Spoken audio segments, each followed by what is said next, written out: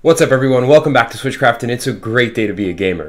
2018 was an amazing year to be a gamer. As the year winds down, I wanted to take a few minutes and make a video documenting all of the games I beat throughout the year and give them one more last final minute in the spotlight. Up first, we're going to go through all of the amazing platformers we got for the Switch this year, and first up is possibly one of the best 2.5D platformers ever. It was Donkey Kong Tropical Freeze.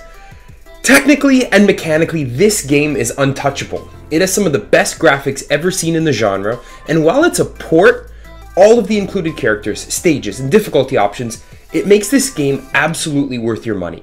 It makes me yearn even more for a new 3D Donkey Kong game. I'd even take a port of Donkey Kong 64. But speaking of difficulty, we're going to swing to the opposite end of the spectrum and talk about Kirby Star Allies for a second. When this game came out, it was fun, but it was Stormy Daniels easy. You could legit beat this game in under 10 hours with no deaths your first time playing. If you stuck through it though, they've released a ton of additional content, and this game is now much meatier and even more worth your money. Try picking it back up if you got it, beat it, and haven't touched it since. But another game that I want to get people talking about is Poi Explorers Edition. This platformer is crazy relaxing, beautifully colored with a wide variety of worlds and enough collectibles and skill-based minigames that you will not get sick of it. It had the misfortune of coming out within days of Super Mario Odyssey last year, and it deserves your time. I loved it and I can't recommend it enough, especially because it's not even a full-priced game new. But another game that you can add to the list of platformers I beat in 2018 is actually Shantae, Half Genie Hero. Again, it's a game that isn't talked about enough. And even though it's 2D, the art style, the amazing story, the pinpoint precision of the mechanics, the length of the game, and especially the music will make sure you're not disappointed. I had so much fun playing through this, and even though it'll cause a few rage quits, it only adds to the sense of accomplishment when you finally do clear it. But the final two platformers for 2018 are both Mega Man games. We had the re-release of the Mega Man Legacy Collection for the Switch, but I can't hate on it too much because it allowed me to beat a bunch of these games for the first time, and I really truly understand what all the hype was about. I can't tell you enough about how amazing it is to be able to play this and all the other amazing games we have on the Switch on the go, but Capcom wasn't done there. And 2018 really marked a comeback for this IP, and we also have the long-awaited Mega Man 11. It took me about 15 hours to clear, after having recently finished the originals in preparation. The graphics are beautiful, and there are some pretty cool nods back to the originals as well. Some argue that the game design isn't the best, and that difficulty in some places is just the result of lazy programming. I thoroughly enjoyed my time with it, but like I said, it was a great year for platformers nonetheless. But those weren't the only games I beat in 2018. Let's talk sports and hack and slash and shooters. Sports is a quick one. We have Mario Tennis Aces. Now, there's only so much you can do with a tennis game, and I pretty much did it all with this one. I mastered playing with a bunch of different characters, leveled them all up in the single player story mode, and then got my ass handed to me online. The visuals of each world were spectacular. The sound that you made when you smash a tennis ball is extremely satisfying. Problem is, even though Nintendo, to their credit, has continued to add characters to this game, unless you're really into tennis games or have a bunch of friends you can battle regularly, this game loses its novelty kinda quickly. The hack and slash genre had an entry that was a completely different story. Hyrule Warriors Definitive Edition for the Nintendo Switch was a total time vampire. I couldn't put this game down for like a solid 10 days. I played it everywhere. You get almost every character of note in the Zelda universe, a ton of missions, side quests, a massive leveling system that almost made me want to put it in the RPG category, and satisfying hack and slash mechanics and visuals that every Zelda fan has to experience at least once. This is by far my favorite game in the Warriors series. As far as shooters go, I was able to clear a trio of them. Axiom Verge is a 2D Metroidvania game that I've talked about in a number of different videos. The graphics are a throwback to the Super Metroid days. The weapon selection is crazy and inventive. The levels are absolutely beautiful, which make the large amount of backtracking tolerable. And the soundtrack, ooh, that soundtrack. If you hear it once, you'll be looking it up on YouTube and playing it over and over and over again. Best of all, or maybe most crazy of all, this whole game was made entirely by only one guy, even the music. For something a little more modern, I was also able to pick up and clear Wolfenstein 2: The New Colossus. Another stroke of genius by Panic Button, who ported this game from the PS4 and Xbox. It ran very well considering the hardware of the other consoles it's on, especially when you're on the smaller screen in handheld mode. The story kept me interested throughout, and I really suggest you buy this game if you still can find it, because 1, it's great, and 2, we gotta support developers who still make old school single player campaign games with no microtransactions and without investing all of their time making only a multiplayer title.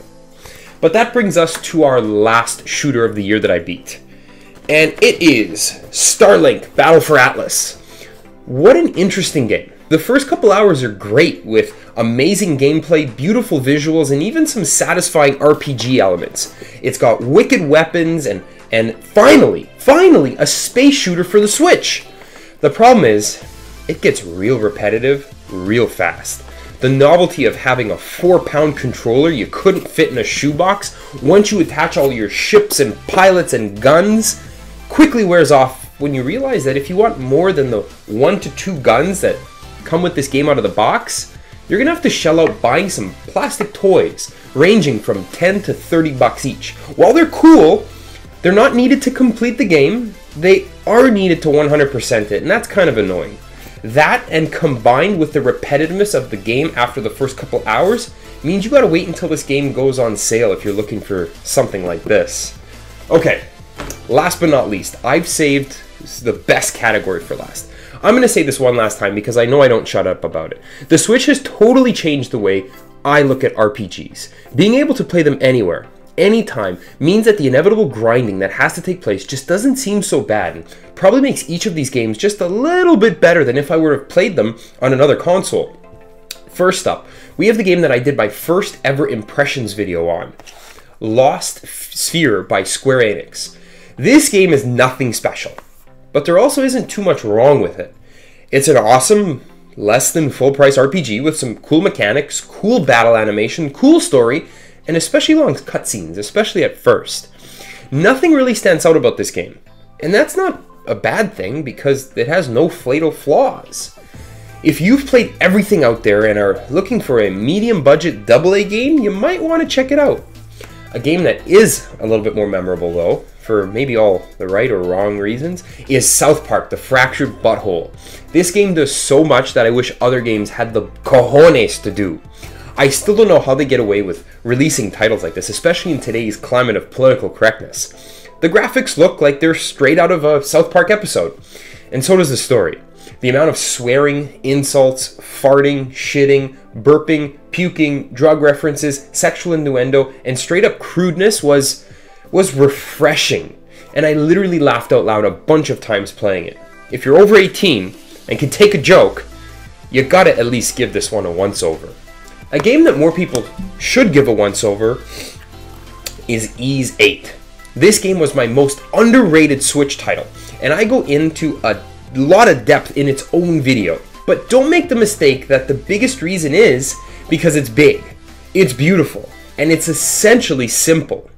It's not an RPG with a steep learning curve that, keeps giving you tutorials 40 to 50 hours in and leaving you stuck more often than not. It's in my top 5 RPGs on the Switch to date, and if not for some truly strong titles I played and beat this year, it would have been even higher. The game, in a lot of ways, that's the opposite, is another RPG that I beat this year, and that is Xenoblade Chronicles 2. Released in December of 2017, this game was hundreds and hundreds of hours long and embodied everything you think an RPG should be. Grinding, luck, a convoluted story, some cheesy Japanese anime, and mechanics on top of tutorials on top of tutorials. Don't get me wrong, I loved it, and I know it has a huge fan base. I'm part of it. But man, this game is not a game you can play for a bit and then come back to picking up right where you left off. This game requires some time invested. It's amazing that it can have a game of this scope portably, but be warned, it's not for everyone. If you're sick and tired and confused from playing a game like Xenoblade, then you might want to check out this next game that made it into my top 5 most relaxing games on the Switch. Video, Stardew Valley. I'm sure you've played it, and so you know that there really isn't any way to beat it per se. But after about 150 hours, over 6 years going by in game time, and having done everything I want to do, I didn't regret 1 second of the time I spent playing. It's cheap, it's on the eShop for PS4, for Xbox, on PC, and now you can even get it on your iOS device. So please, if you don't have it already, go get it. So with all these games, all these great RPGs, I think I've saved some huge, obvious omissions for last. I'm going to go with the one I finally beat most recently, Dragon Quest Builders. I actually cleared this game only a few days ago after having it for months and months. A few times I put it down because something new and shiny came along, but I could always hear its catchy melodies calling me back for more. It's like Minecraft with a story, cooler building mechanics, gathering and fighting mechanics, and way better graphics. This one will always have a special place in my heart, and I'm now investing hour upon hour into a free build mode where I can share my creations with friends. Regardless of the kind of game you like, you'll find that you will not regret picking up a copy of this game just in time because the second one was just released in Japan. I can't wait for that baby to be localized along with Mother 3. Okay, 2 more great games. Next, we're going with Pokemon Let's Go Eevee and Let's Go Pikachu. Say what you want about them. I played the originals on my lime green Game Boy Color and love the remakes. Another game I did a separate review on because of how much of an impact it had on me. It strikes the perfect balance between old and new. This Pocket Monster RPG had me reveling and reliving the glory days of grade school where some say I peaked, but with today's modern conveniences. And whether you're a fan of modern or vintage, another game that absolutely has something for you is the instant classic Octopath Traveler. Oh man, the hype for this game before it came out was intense. And for a AA title that used 16-bit era graphics and an old-school grinded-out RPG mechanic, it blew people away. You're not supposed to be able to make a game like this be so good. Somehow, a team from Square Enix did it. Everyone, including myself, will be talking about this game for years and years. The main quest takes about 40 to 50 hours, and you'll still have to spend about another 30 or 40 at least in the post-game. It's yet another game that had such a profound effect on me that I had to give it its own review. Get ready to be taken on a magical, branching story that'll leave its mark on you as well. But man, 2018 had some real blockbusters, some hidden gems, surprises, and duds. I'll put a bunch of links in the description for videos I made throughout the year referencing any one of these games in particular I beat, if you want a little more info on them. I had so much fun and can't wait to see what 2019 has in store. So get subscribed if you're not already, hit that notification bell so that you know when something piques my interest and I want to share it. I'll see you next year. Thank you so much for watching. Switchcraft out.